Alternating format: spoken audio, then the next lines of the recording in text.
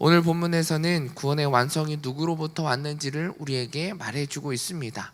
예수님께서 이 땅 가운데 오신 이유와 또 이곳에서 보이신 모든 것들과 또 다시금 부활하시고 다시 오실 것을 약속하셨던 그 예수님에 대한 모든 이야기가 누구로부터 왔는지에 대해서 우리에게 말해주고 있습니다. 우리 본문 22절에서 24절 말씀 같이 읽어보도록 하겠습니다. 시작. 이스라엘 사람들이여, 이 말들을 들어보십시오. 여러분이 아는 바와 같이 나사렛 예수는 하나님께서 그를 통해 여러분 가운데서 베푸신 능력들과 기사들과 표적들로 여러분에게 증거하신 분입니다. 이 예수는 하나님께서 정하신 뜻과 미리 하심을 따라 내주셨고, 여러분은 법 없는 사람들의 손을 빌어 그분을 십자가에 못 박아 죽였습니다. 그러나 하나님께서는 죽음의 고통에서 풀어 그분을 살리셨습니다. 왜냐하면 그분은 죽음에 사로잡혀 있을 수 없었기 때문입니다. 오늘 말씀을 잘 살펴보면 예수님께서 이 땅 가운데 오셔서 많은 능력과 기사들과 표적을 보이셨고, 또 십자가에 못 박히신 그 예수님에 대한 이야기와 또 그분이 죽음에서부터 다시 살리심을 받게 되어졌던 그 모든 것들은 누구로부터 왔는지, 또 누구의 뜻대로 누구의 계획대로 이루어졌는지에 대해서 말해주고 있습니다. 바로 하나님입니다. 22절에도 또 23절에도 24절에도 동일하게 이야기하는 것은 이 모든 것은 다 하나님께서 하셨다라고 하시는 것입니다. 하나님께서 모든 계획을 가셨고, 이 하나님께서는 예수님에게 그런 능력과 기사와 표적들을 이 땅 가운데 보이시고, 하나님께서 계획하셨던 그 구원의 길들을 우리에게 보여주셨다는 것을 말해주고 있습니다. 그리고 하나님의 뜻에 따라 예수님을 십자가에 못 박히게 하셨고, 또 그를 살리심으로 완전한 구원을 완성하신 분이 바로 하나님이시다라는 사실을 오늘 본문은 우리에게 말해주고 있습니다. 구약 성경에 보면 하나님께서 아브라함을 부르시는 사건의 이야기가 등장합니다. 아브라함을 하나님께서 부르셨던 사건은 하나님께서 구원을 계획하시기 위해 한 사람을 택하셨던 그 이야기의 모습입니다. 하나님께서는 그 아브라함을 택하셨고, 그 아브라함으로 인하여서 나온 그 후손으로 또 예수님께서 그 땅 가운데 후손으로 나아가게 하셔서 그 모든 부르심의 완성을 이루시는 예수님의 이야기를, 그 구원의 이야기를 펼치신 분이 바로 하나님이시다라는 것입니다. 우리는 이런 사실을 너무나 잘 알고 있습니다. 그런데 우리는 이것을 너무나 쉽게 여기며 나아갈 때가 너무나 많이 있다라는 사실입니다. 제가 영화관에 가면 유심히 살펴보는 것이 있습니다. 그것은 항상 비상구가 어디 있는지를 살펴보게 됩니다. 비상구에 대한 안내도 영화가 상영하기 직전에 광고가 지난 후에 안내와 함께 비상구가 각각 영화관마다 어디 있는지, 어떻게 탈출하면 되는지, 재난시, 화재시 어떻게 우리가 그것들을 탈출할 수 있는지에 대해서 안내 영상이 나오게 됩니다. 그런데 우리는 이런 이 영상에 대해서 또 비상구에 대해서 우리는 쉽게 여기며 나아갈 때가 너무나 많이 있다라는 것입니다. 화재나 재난 상황 속에 많은 피해를 입는 경우 중에 하나가 비상구를 제대로 찾지 못하고 재난 시 그것을 피하지 못했기 때문에 나타나는 경우가 많이 있다라고 합니다. 왜 그런가? 그것은 비상구를, 또 이러한 사실들을 우리가 너무나 쉽게 여기고 있기 때문입니다. 마찬가지로 우리가 잘 알고 있는 말씀임에도 불구하고 오늘 본문의 말씀을 통해 우리에게 다시 한번 예수님이 어떠한 분이신지를, 또 하나님께서 우리를 어떻게 구원하여 주셨는지에 대해서 우리의 본문은 우리에게 말해주고 있습니다. 이렇게 예수님께서 또 베드로를 통하여서 예수님이 어떠한 분인지를 다시 한번 본문을 통해 우리에게 말해주고 있는 것은 예수 그리스도만이 우리의 구원이다라고 하는 이 사실을 우리가 쉽게 여기고 있다라는 사실을 깨닫게 하기 위한 것입니다. 계속 반복적으로 베드로가 설교하는 그 설교의 모습 안에는 예수 그리스도만이 나타나고 있습니다. 계속해서 그 예수 그리스도를 강조하는 이유, 또 성경에서 예수 그리스도가 계속해서 반복해서 등장하고 있는 이유는 그만큼 중요하다는 사실을 우리에게 말해주고 있다라는 것입니다. 사도행전에 나타난 베드로의 설교의 핵심은 하나님께서 너희가 십자가에 못 박은 예수 그리스도가 누구인지에 대해서 분명하게 말해주는 것이 바로 설교의 핵심입니다. 즉 우리가 구원을 받을 수 있는 길은 오직 예수 그리스도 한 분밖에 없다라는 사실을 베드로의 설교를 통해서 말해주고 있는 것입니다. 성경에서도 계속해서 반복하고 있는 것은 예수 그리스도가 우리의 구원의 길이다라는 것입니다. 우리가 믿고 있는 복음의 핵심도 마찬가지입니다. 그 복음의 핵심은 바로 예수 그리스도라는 것입니다. 예수 그리스도가 우리가 믿고 있는 복음 가운데 빠져 있다라고 한다면 그 모든 것은 속빈 강정에 불과하다라는 것입니다. 이것은 아무것도 아니게 될 수밖에 없다라는 것입니다. 우리가 믿고 있는 이 복음 안에, 우리가 믿고 있는 그 신앙과 그 믿음 안에 예수 그리스도가 담겨져 있는가라고 하는 것에 대해서 우리 한번 스스로를 돌아볼 필요가 있다라는 것입니다. 우리가 오늘 하루를 살아가는 우리들의 삶 가운데 우리의 마음의 중심은 무엇으로 가득 차 있는지에 대해서 우리는 생각해야 된다라는 것입니다. 만약에 우리가 살아가는 우리들의 삶 가운데, 우리의 발걸음 가운데, 우리의 삶의 흔적 가운데 예수 그리스도가 나타나지 않다라고 한다면 우리들의 삶은 속빈 강정에 불과하다라는 것입니다. 역시 마찬가지로 우리가 살아가는, 또 우리가 모여있는 믿음의 공동체 안에, 교회 안에 우리가 하는 모든 사역들 가운데 복음 예수 그리스도가 빠져 있다라고 한다면 그 모든 사역은 헛된 것이다 라는 것을 말해주고 있다라는 것입니다. 이제 곧 여름 사역이 시작이 됩니다. 또 해외 아울리치를 가는 팀이 있고, 또 국내 아울리치에서 또 여러 교회를 섬기며 나아가는 공동체도 있습니다. 또 차세대는 여름 캠프를 진행하고 또 어드벤처를 진행하게 됩니다. 이 모든 사역 가운데 가장 중심이 되어야 되는 것이 무엇입니까? 바로 예수 그리스도가 그 가운데 중심이 되어져야 된다라는 것입니다. 바라는 것은, 오늘 본문의 말씀을 통해 우리에게 말하는 것은 오늘 하루 우리들이 살아가는 우리들의 삶 가운데 예수 그리스도의 흔적이 남아야 된다라는 것을 말해주고 있습니다. 뿐만 아니라 우리가 준비하고 있는 모든 사역들, 우리가 살아가고 있는 교회와 공동체 안에서 드려지는 모든 예배와 모든 사역의 모습 안에는 다른 것이 아닌 예수 그리스도가 담겨져 있어야 된다라는 것을 말해주고 있습니다. 저와 성도님들의 삶 가운데, 또 우리가 진행하고 기획하고 있는 모든 여름의 사역들 가운데 예수 그리스도만이 나타나고 예수 그리스도만이 선포되어지고 예수 그리스도만을 바라보며 나아가는 귀한 은혜의 시간이 되어지기를 간절히 축원합니다. 오늘 본문 25절에서 32절의 말씀 다시 한번 우리 같이 읽어보도록 하겠습니다. 시작. 다윗이 그분에 대해 말했습니다. 내가 내 앞에 계신 줄을 항상 뵙습니다. 주께서 내 오른편에 계심으로 내가 흔들리지 않습니다. 그러므로 내 마음이 기쁘고 내 입술은 즐거워했으며 내 육체도 소망 속에 살 것입니다. 이는 주께서 내 영혼을 지옥에 버리지 않으시며 주의 거룩하신 분으로 썩어 당하실 것이기 때문입니다. 주께서 내게 생명의 길을 알려주셨으니 주 앞에서 내게 기쁨을 가득 채워주실 것입니다. 형제들이여, 나는 여러분에게 조상 다윗에 대해 담대히 말할 수 있습니다. 그는 죽어 장사돼 그의 무덤이 오늘까지 우리 가운데 있습니다. 다윗은 예언자이기에 하나님께서 그에게 맹세하셔서 그의 몸에서 날 자손을 세워 그의 보좌 위에 앉히시리라는 것을 알고 미리 내다보면서 그리스도의 부활에 대해 그가 지옥에 버림을 당하지 않고 그의 육신이 썩음을 보지 않았다라고 말했습니다. 이 예수를 하나님께서 살리셨습니다. 이에 대해 우리 모두가 증인들입니다. 베드로는 이어서 시편 16편 8절에서 12절의 말씀을 인용하면서 하나님께서 계획하신 그 구원의 완성, 약속의 성취가 이루어졌다라고 하는 것을 강조하고 있습니다.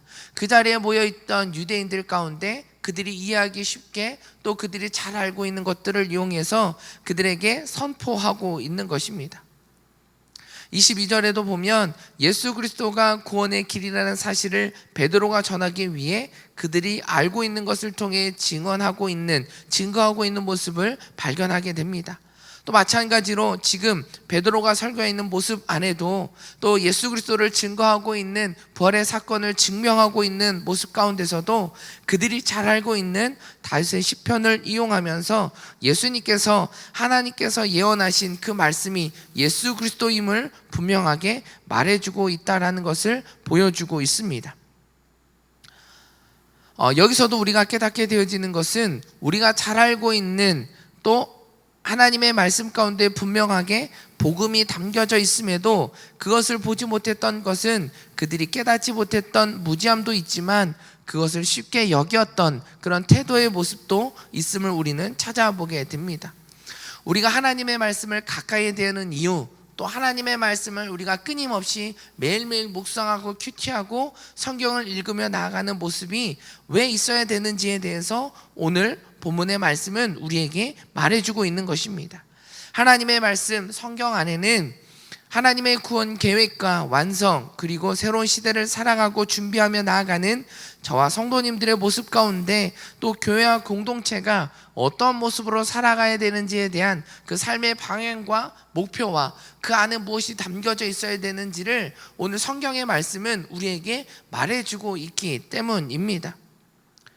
베드로가 이스라엘 사람들을 향해 자신의 말 선포하는 그 메시지에 귀를 기울이십시오, 확실하게 알아두십시오, 들으십시오 라고 하며 간곡하게 그 모든 것들을 강조하며 이야기하고 있는 이유도 마찬가지입니다. 우리가 하나님의 말씀을 듣고 보는 그 시간을 왜 우리가 강조하고 그것들을 해야 되는지에 대해서 말하고 있는가? 그 안에는 복음이 담겨져 있기 때문입니다. 그 안에는 우리가 걸어가야 되는 길이 있고 우리가 바라봐야 되는 진리가 무엇인지가 담겨져 있고 그 안에는 생명이 담겨져 있기 때문입니다. 복음을 증거해야 되는 우리가 하나님의 말씀, 온전한 복음을 증거하는 증인된 삶을 살아가야 되는 우리의 모습이 우리가 그것들을 분명하게 살아내고 증인된 삶을 살아가기 위해서는 우리의 마음 가운데 우리의 삶 가운데 하나님의 말씀이 분명하게 담겨져 있어야 되기 때문이다라는 사실입니다. 하나님의 말씀은 바로 진리입니다. 그 진리가 우리 가운데 있지 않다면 우리는 이 세상 가운데 예수님께서 우리에게 말씀하셨던 세상의 소금과 빛으로 살아가라 라고 말씀하신 그 말씀대로 분별하며 살아갈 수 없다라는 것입니다. 그렇게 우리는 끊임없이 우리가 하나님의 말씀을 가까이 해야 된다라고 이야기하는 것이고 하나님의 말씀을 쉽게 여겨서는 안 된다라고 하는 것이고 또 우리가 매일매일 끊임없이 큐티하며 하나님의 말씀을 묵상해야 합니다라고 말하는 이유가 바로 여기에 있는 것입니다. 우리가 예배를 드리는 이유가 무엇입니까? 하나님의 말씀을 듣기 위해서입니다. 하나님께서 우리에게 주시는 그 말씀, 우리에게 주시는 그 음성을 듣기 위해 우리는 이 자리에 모이는 것입니다. 우리가 드려지는 이 자리 가운데, 우리가 사모하는 이 자리 가운데 우리가 마음을 다하며 정성을 다하며 이 예배를 드려야 되는 이유는 그 안에 복음이 담겨져 있고 그 안에 예수 그리스도가 있기 때문이다라는 것입니다. 오늘 우리가 살아가는 우리들의 모습 가운데 또 저와 성도님들의 모습 가운데 삶 가운데 우리가 다른 것에서 복음을 찾지 않기를 간절히 축원합니다. 우리가 찾아야 되는 그 복음은 바로 하나님의 말씀 가운데 있다라는 것입니다. 세상에서 복음을 찾는 것이 아니라 세상에서 기쁨을 찾고 만족을 찾고 우리가 해야 될 길을 찾는 것이 아니라 하나님께서 우리에게 주셨던 말씀, 또 하나님께서 우리에게 주셨던 그 복음 안에서 우리가 어떤 길을 걸어야 되고 우리가 무엇에서 진리를 찾아야 되고 우리 가운데 진정한 생명이 무엇인지 우리가 무엇을 통해 참 자유를 누리며 살아갈 수 있는지는 바로 이 말씀 가운데 담겨져 있다라는 것입니다. 저와 성도님들의 오늘 하루 우리들의 삶이 다른 것에서 복음을 찾는 것이 아니라 다른 것에서 우리가 그 진리를 찾는 것이 아니라 우리의 말씀 가운데 하나님께서 우리에게 주셨던 그 말씀, 하나님의 감동으로 쓰여진 이 말씀 안에서 찾아가는 저와 여러분의 모습이 되어지기를 간절히 축원합니다. 이어서 본문 33절에서 36절의 말씀 우리 같이 한번 읽어보도록 하겠습니다. 시작. 하나님께서는 이 예수를 높이 올리셔서 그분의 오른편에 앉히셨습니다. 높임 받으신 예수께서는 아버지께서 약속하신 성령을 받아 우리에게 부어주셨는데 지금 여러분이 보고 듣는 것이 바로 이것입니다. 다윗은 하늘에 올라가지 못했으나 이렇게 말했습니다. 주께서 내 주께 말씀하시기를 내가 내 원수를 내 발 아래 굴복시키기까지 너는 내 오른편에 앉아 있어라 하셨습니다. 그러므로 이스라엘 모든 집은 확실하게 알아두십시오. 여러분들이 십자가에 못 박은 이 예수를 하나님께서 주와 그리스도가 되게 하셨습니다. 33절 말씀을 보면 예수님께서 승천하시기 전에 우리에게 약속하신 그 약속이 오순절 성령 강림 사건을 통해 성취되어졌다라는 사실을 우리에게 말해주고 있습니다. 또한 36절 그리고 지금 이 말씀을 듣는 우리에게 이 말씀을 보게 하신 것은 우리가 성령 충만함을 사모해야 되는 이유가 무엇인지에 대해서 말해주고 있는 것입니다. 사도행전 우리 2장 36절 말씀에 보면 이렇게 기록합니다. 그러므로 이스라엘 모든 집은 확실하게 알아두십시오. 여러분들이 십자가에 못 박은 이 예수를 하나님께서 주와 그리스도가 되게 하셨습니다 라고 기록하고 있습니다.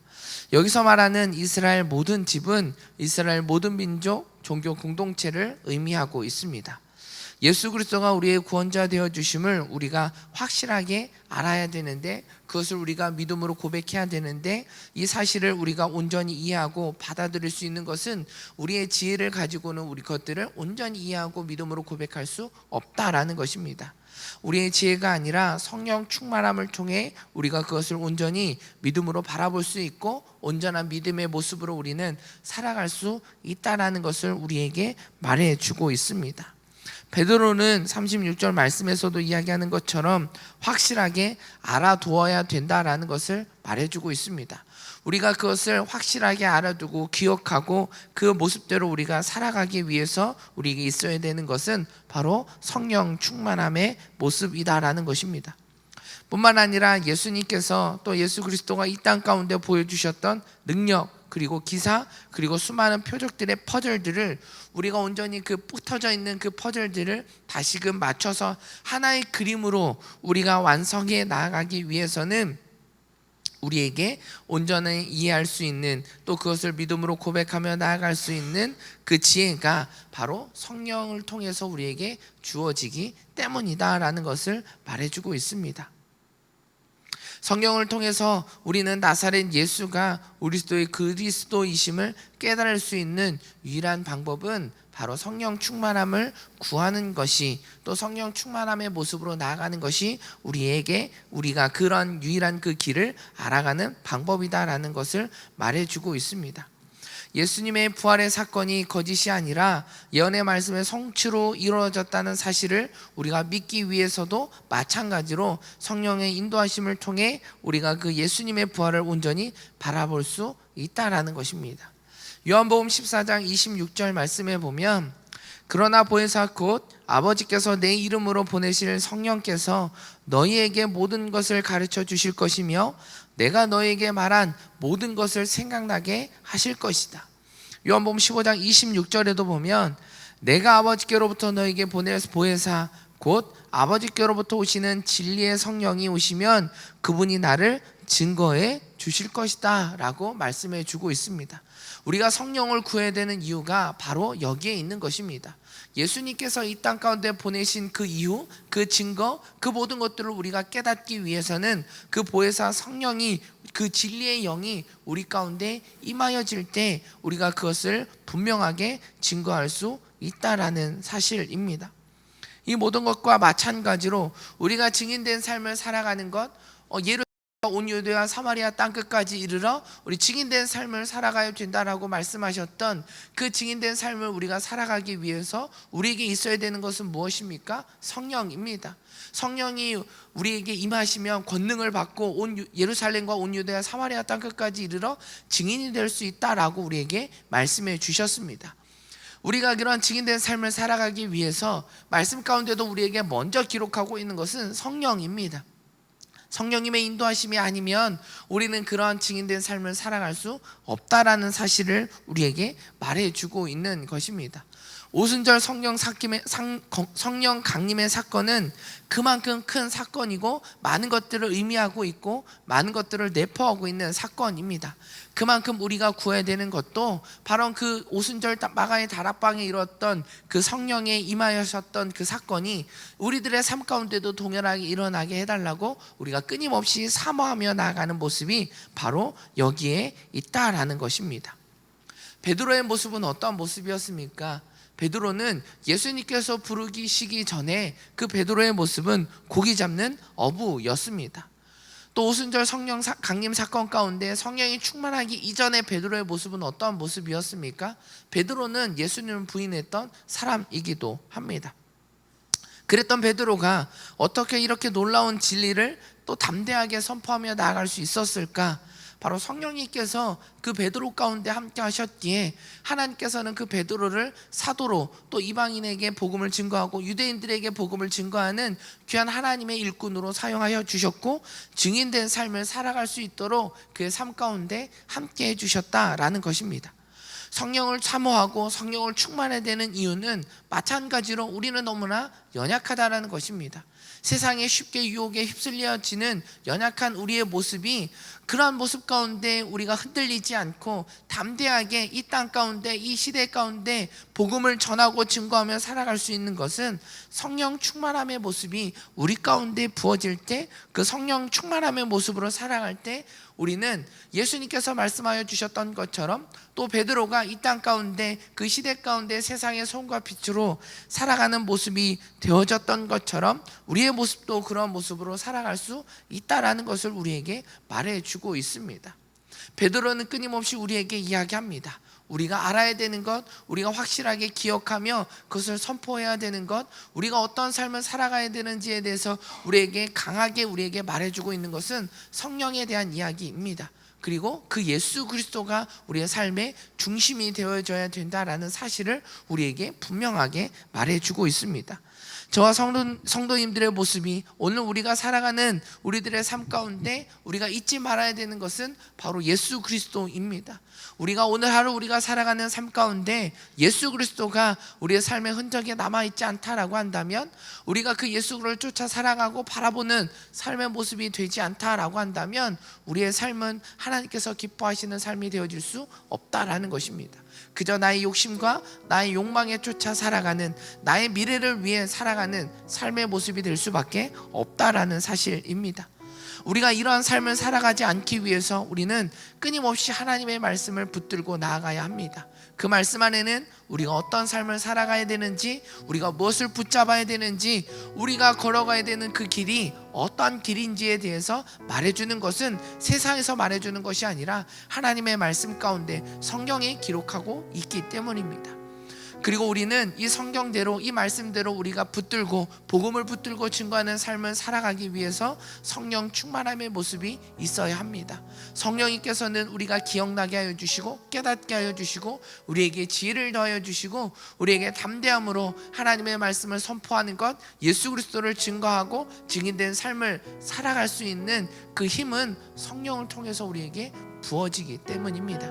저와 성도님들의 모습이 이러한 모습으로 이것을 사모하고 오늘 말씀을 붙들고 살아가는 저와 여러분의 모습이 되어지기를 간절히 축원합니다.